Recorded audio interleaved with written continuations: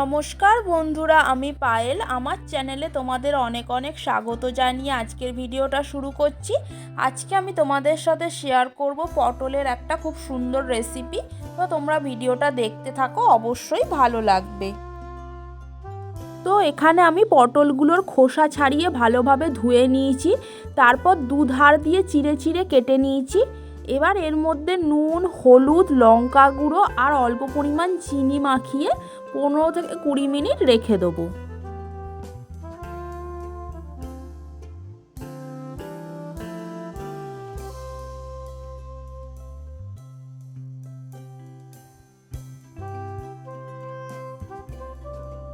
তো এখানে আমি কড়ার মধ্যে বেশ অনেকটা পরিমাণ সর্ষের তেল নিয়েছি, কারণ পটলগুলোকে ভালোভাবে ছেঁকে লাল লাল করে ভাজবো।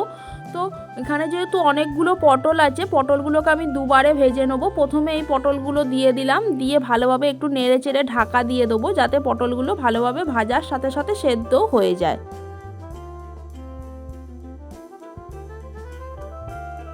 তো এখানে পটলগুলোকে ভালোভাবে ভেজে নিচ্ছি এপিট ওপিট করে।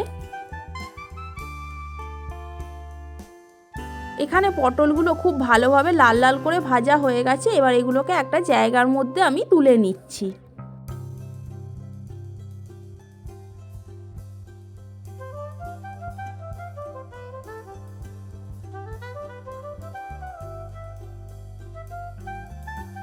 আর যে বাদবাকি পটলগুলো আছে ওগুলোকেও ভালোভাবে আমি লাল লাল করে ভেজে নিচ্ছি।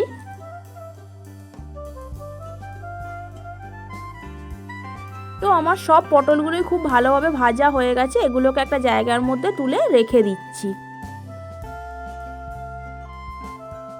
তো এবার আমি কড়ার মধ্যে ফোড়ন হিসেবে দিয়ে দেবো গোটা কালো জিরে। দিয়ে তেলটা গরম হয়ে গেলেই তেলের মধ্যে কুচি করে রাখা পেঁয়াজ দিয়ে দেবো। পেঁয়াজটা ভালোভাবে ভেজে নেবো।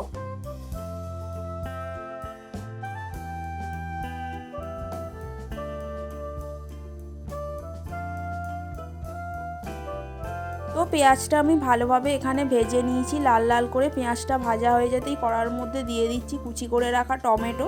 টমেটোটাও ভালো করে ভেজে নেব।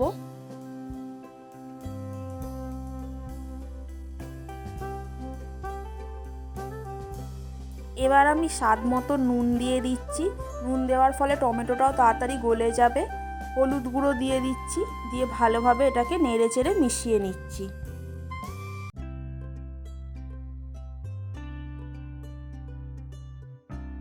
তো টমেটোটা এখানে ভালোভাবে গলে গেছে। এবার আমি এখানে অল্প পরিমাণ চিনি দিয়ে দিলাম, লঙ্কা গুঁড়ো দিয়ে দিলাম, আর দিয়ে দিলাম পোস্ত কাঁচা লঙ্কা বাটা। দিয়ে ভালোভাবে মশলার সাথে এগুলোকে কষিয়ে নেব।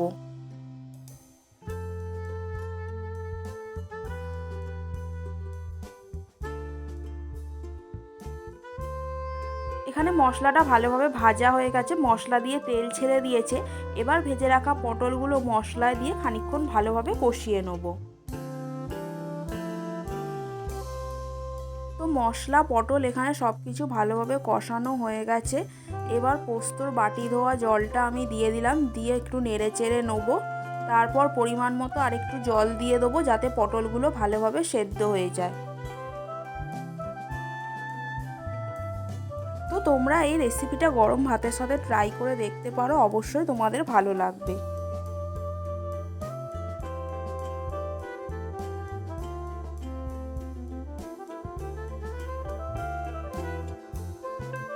তো এবার এর মধ্যে দিয়ে দিলাম কাঁচা পাকা লঙ্কা।